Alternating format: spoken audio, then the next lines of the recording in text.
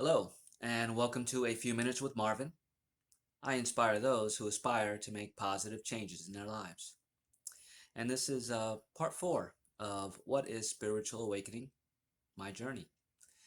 So, one of the things that first alerted me to the fact that I was having a spiritual awakening was my interaction with a psychic medium and all the synchronicities and signs that ensued thereafter. So after I moved to Virginia, I got involved in a lot of the local uh, happenings. I wanted to integrate. I wanted to meet new people, and I was starting a new business, so I wanted to get myself out there so that people would know me, and I could possibly make some connections that would lead me to customers. And so I did. I just got into it and just started doing a lot of things. I started to go to the local bars and restaurants. There's a very big winery area down here, region in Northwest Virginia, and brew pubs and breweries. So I started going to a lot of those places and meeting some interesting people. Some of those became very good friends, and and I just was living my life and trying to build a business. And throughout that, a lot of new things started popping into my awareness. I started to look more at YouTube, and I started to get into the psychic aspect of it and tarot reading. I would look at my horoscope, and those watching some of those videos led me to other videos of interest, including being able to channel and lucid dreaming and looking up my Akashic records, past life records, um, UFO information, started becoming more prevalent in what I was watching. I became obsessed with the notion, that there is other life out there, and we certainly aren't the only one in this vast universe. And if you believe that we are, well, you may believe that, but I certainly believe otherwise, especially now. Um, so that all was part of spiritual awakening, and it is about seeking truth, and it's not anybody else's truth except mine. I started watching things that resonated with me. I started doing meditations and guided meditations. I looked into the law of attraction because I wanted my business to thrive. So I did started doing some law of attraction affirmations and watching people like Esther Hicks and Eckhart Tolle and a lot of other influencers out there, Wayne Dyer, for example, and Dr. Joe Dispenza, among others. And these were all things that were really resonating with me. The power of the mind, the pineal gland, Kundalini awakening, um, manifesting, anything I desired and how to do that. And the more I looked into those things, the deeper my meditations began. The more I began focusing more on meditation because instinctively I knew that although I had a lot of outside resources to choose from, and a lot of those, they were resonating with me. I mean, the tarot readers those things were incredible. They were telling me things that um, I wasn't attaching myself to, but down the line that actually came to fruition. So, I started believing, and the more I went into different aspects of it, and there's so many about whether you're an empath or a star seed or a light worker. If you're on your journey, you know what I'm talking about. Those things start popping into your path, um, and you instinctively know that they're meant to be there. You don't know how, and I didn't question it because it was just so. I was just so sure that I meant to, watch this video and it's gonna lead me to something else.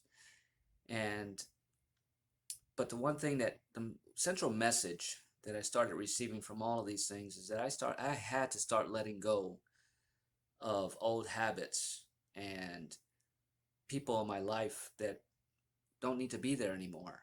You know, friends from, all over the place. I just needed to go my own way. And I started to learn that those people were in my life for a reason, and to appreciate that they were there. And it doesn't mean that you're going to leave them forever. Some, yes. Um, but I just started to become aware of that, and start accepting it. A lot of what you have to do in your spiritual awakening path is accept. If you believe that information, then accept that it is, and accept that um, it's not a consequence where you have to leave things behind. It just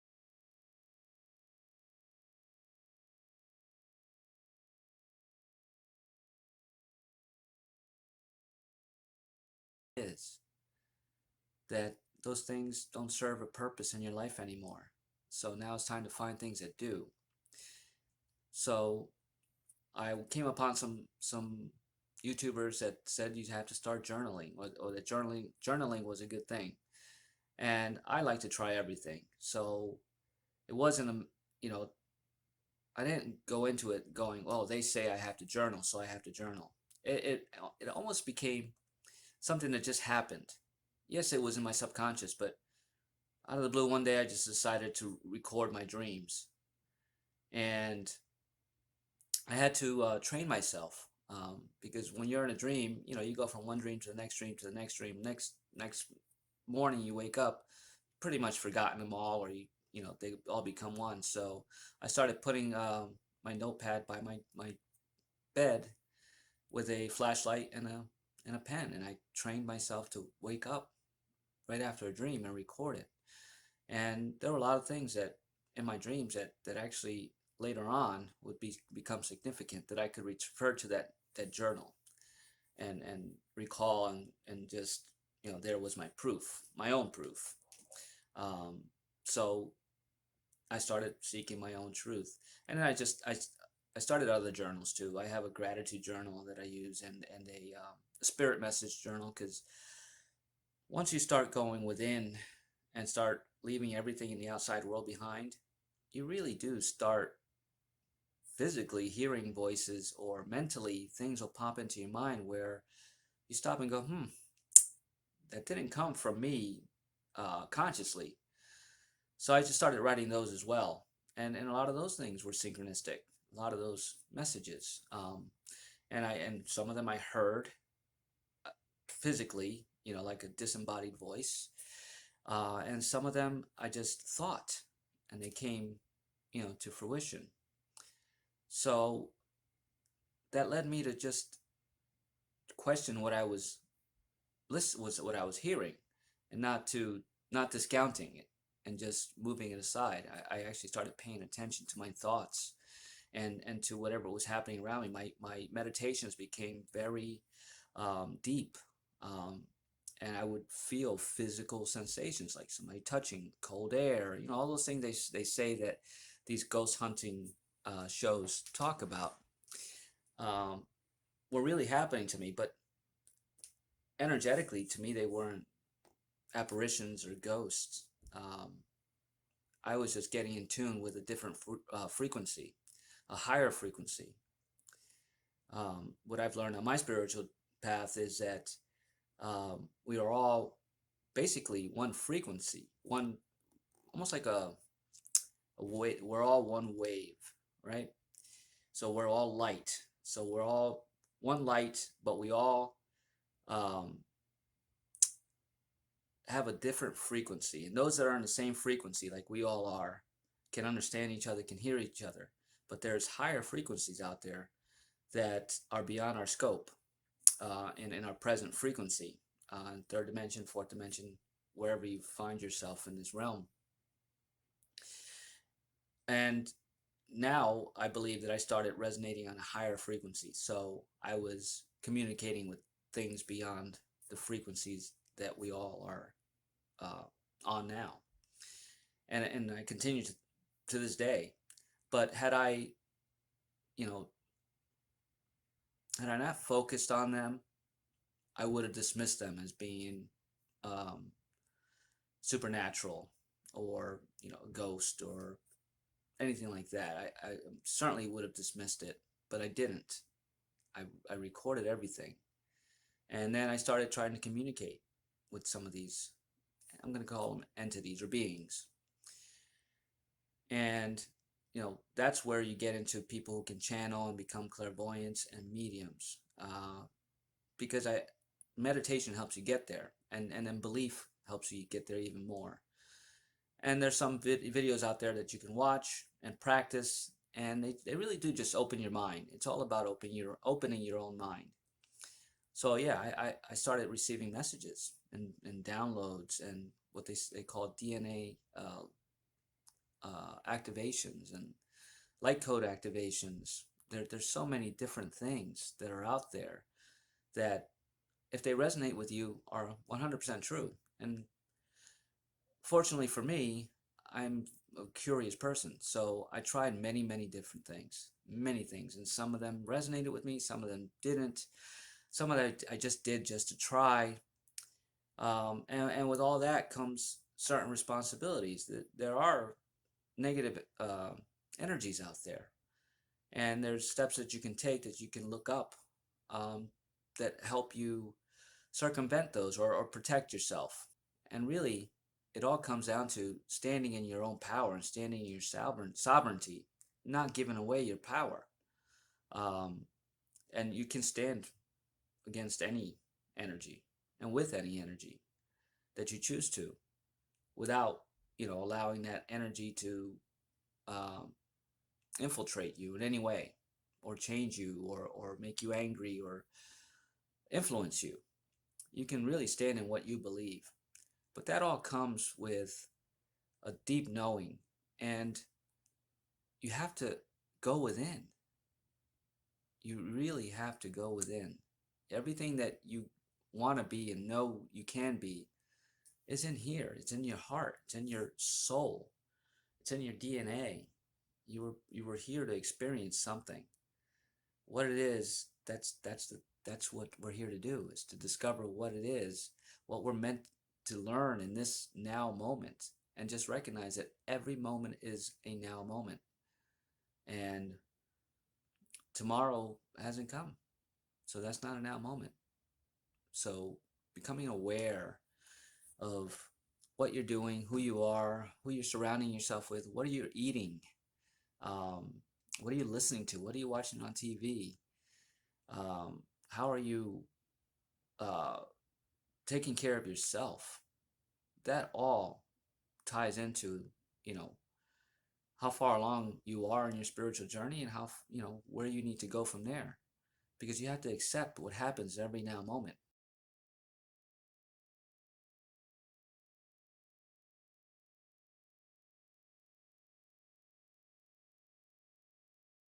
Don't label it as good or bad. It's just there. You're meant to experience it. And that's not easy to do. It wasn't easy for me. It certainly, took a long time for me to figure it out. And I'm not saying that I figured it all out either, but I'm well on my way, because I allow myself to be. And I don't let, anything stand in my way. The only thing that can stand in my way is me, you know. And that's a big part of your spiritual awakening, is learning how to get out of your own way, to control your ego, to control your emotions, to allow them to be there in the moment, integrate them, as long as it takes. Cry it out, scream it out, yell, but allow it to be there, and then let it go. Let it go. So in a nutshell, spiritual awakening is about letting go. It's okay, you're attached to your family. Absolutely. Do you want them to leave you? No. Do you want them to die? Absolutely not. But can you accept that that's part of life? That's part of this 3D that we're in. It's part of their journey. It's really not your journey. It's their journey. Once you see it in that light, no, of course it won't be easy to, see somebody pass on. And mourning is part of the process. But then just recognize that they were here, they either accomplished what they came to do here, or they didn't, and they're going to start again. But either way, they don't die. They're not the same person you knew them to be in the non-physical. They're, an eternal spiritual being. And if that eternal spiritual being needs to come back to learn something new, doesn't have to be back to Earth. It could be any, solar system, planet, dimension, timeline. All of that is relative. They can come back as an animal if that's what they choose. But that's their journey, and they'll never be that person that you knew again. You can carry on that memory and remember the good times and bad times, but eventually those things will keep you back and hold you from moving forward, because it's energy and it's frequency. And death is not a low vibrational frequency at all, but we've been conditioned to think that it is, that it's a tragedy, it's a travesty. And actually, once you see it as I do, as celebration, and celebrate that being, go, way to go. You moved on. You learned your lesson here in this time. Be free. Go on into the next. Because we're here to create and create our own now moments. So when you get further on your spiritual path, you'll start recognizing this and knowing it. And that will lead to new things opening up to you. And you can intend to learn more and know more.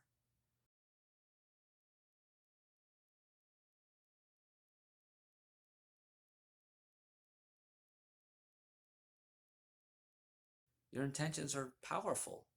You can manifest and create anything. The universe, it's there for you. You just have to raise your frequency to match it. And there's a saying that the universe will meet you at the point of action.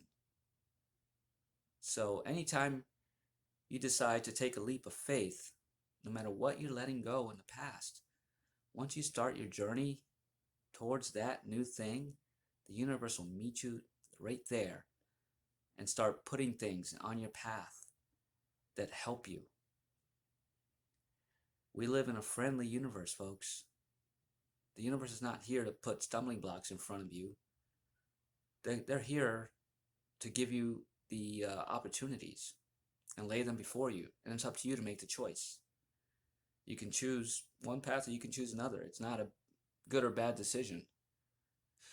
So that's why it's very important in your spiritual journey. And you have to decide this for yourself and feel it. It's not about being fake.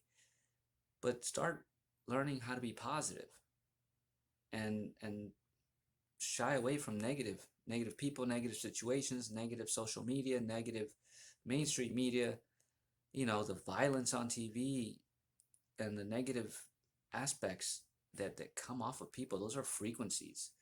And as you progress on your spiritual journey, you're going to learn that those frequencies don't feel good and don't resonate with you. And it's okay for you to walk away from them and move away from them without having to explain to anybody why. Who cares what they think? This journey is your journey, yours alone. And you can share it with many other people. But if those people are bringing you down or holding you back, you have to make a decision to let those energies go, or limit your interaction with them, and you'll find that you'll start experiencing so many cool things. I can't even explain it to you. But I'm so happy, and don't get me wrong, it's still not easy, and I still have highs and I still have lows, but because I'm aware now, I make conscious choices, because I know what I want and what I don't want.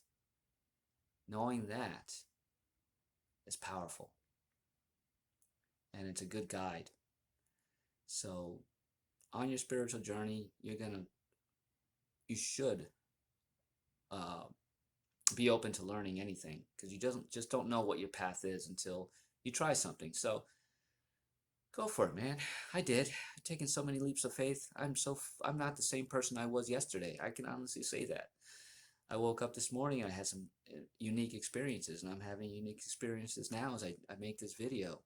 I'm just getting so much more clarity I went to the park today. I do my Wim Hof breathing technique every morning too. I meditate every morning. I give gratitude for everything I have in my life. It's those simple things. It's so simple. It's all within you. That's when you start projecting out there. You start changing other people. You're not there to change other people, but you can heal others by healing yourself. And that's why your spiritual journey has to start with yourself. You have to start taking care of yourself. You have to start changing habits, changing your thought patterns, changing things that you were programmed to know that aren't true and don't resonate with you anymore. Once you start doing that, you'll start seeing the truth, the real truth. There are a lot of hidden truths out there, things that are happening behind closed doors or in front of our faces at times. But it's like a magic trick. They're doing this, while over there they've got something else going on over there, and they've got your attention over here. You'll start recognizing that on your spiritual path, and there's some bad things happening in this world. If you're not, if you don't believe that, that's fine. But those of you that are starting to question what's really going on behind the scenes right now, question it and just, look for your own answers. Go down some rabbit holes.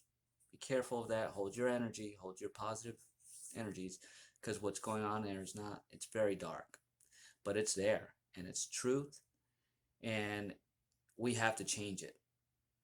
And that's why this time is so important now in our spiritual awakening. We can't awaken other people. They'll have to do that on their own. But by me sharing my experiences and putting my videos out and every day intending to hold positive light, I'm making many changes to this world, because me by myself, I can change the energy of my entire town. That's no joke. That's just setting an intention and staying true to myself and to my beliefs and holding compassion and kindness towards everybody I meet with no judgment. But if a judgment comes in, stopping myself and reflecting on how's that me judging them is actually me judging myself. So what is it within me that I projected out onto somebody else? I have to dig deep and figure that out. And when I do that, opens more doors. It's amazing. Like I said, it's hard to explain.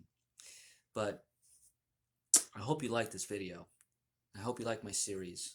I will continue to put more videos out there showing me living my life by example. I'm not here to change anybody. We can't change anybody.